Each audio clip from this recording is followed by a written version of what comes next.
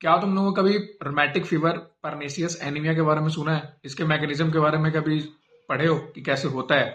ये मैं बता रहा हूँ, देखो कि टाइप 2 हाइपर सेंसिटिविटी के कारण होता है और इसका मैकेनिज्म कैसे होता है ये बताता हूँ। और देखो, हम लोग अभी समझते हैं कि टाइप 2 किस तरीके से काम करती है हाइपर सेंसिटिविटी। तो सबसे पहले जिसका नाम देखो, इसका नाम क्या है? Antibody mediated reaction. ठीक है, ये काम करते हैं साइटोटॉक्सिक में। अब समझते हैं कि मैकेनिज्म क्या है, सबसे काम कैसे होगा।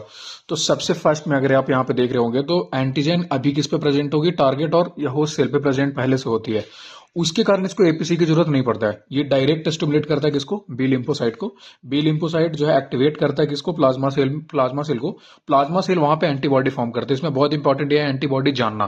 तो इसमें एंटीबॉडी क्या है? आईजीजी और आईजीएम। ठीक है। अब क्या है कि ये एंटीबॉडी क्या करेगी जाकर के कि एंटीजन जो टारगेट सेल के ऊपर एंटीजन थी उसके साथ जाकर के जुड़ेगी। ठीक है। जैसे ही इसके साथ जाकर के जुड़ती है तो यहाँ पे आप देख सकते हो, यहाँ पे मैंने लिखा है activated complement cell. Complement cell अचानक से क्या हो जाते हैं? एक्टिवेट हो जाते हैं। कब? Bind with antigen, antigen bind होने के बाद। तो कॉम्प्लीमेंट सेल यहाँ पे जो मेजर जो कॉम्प्लीमेंट सेल एक्टिवेट है वो क्या है? C3b। और यहाँ पे जाकर क्या हो जाता है? ऑप्शनाइजेशन। एक प्रोसेस यहाँ पे होते हैं जिसको हम लोग बोलते हैं ऑप्शनाइजेशन। ऑप्शनाइजेशन के बाद क्या होगा कि इसके ऊपर MAC आएगी, मेम्ब्रेन अटैक कॉम्प्लेक्स जो आती है वो इसके मेम्ब्रेन को अटैक करेगी इस पे।